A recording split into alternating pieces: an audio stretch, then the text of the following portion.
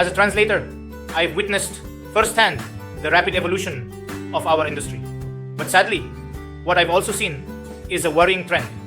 The transformation of our beloved profession into a sick industry where linguists are being financially exploited, clients are being misled, and the quality of translations is suffering. Why is this happening?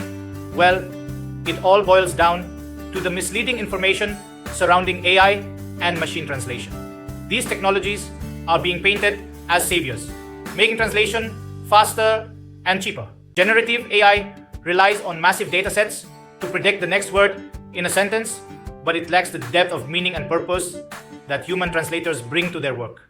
Instead of creating original concepts, it often regurgitates existing material, diluting the uniqueness of artistic expression. Even when they're technically accurate, they're poorly written, which can harm both post-editors and end users' language skills. And what about the societal implications? There's a dangerous proposal to segregate translation tasks, with AI handling lowbrow content and leaving high-caliber titles to experienced linguists. This division reeks of bias and elitism. Moreover, the environmental toll and the exploitation of workers, especially those from poorer countries, cannot be ignored. Finally, the ethical concerns are paramount. Clients must be aware of how their work is being handled, leading them to believe that human translators are at the helm only to substitute their work with machine translations is unethical and dishonest.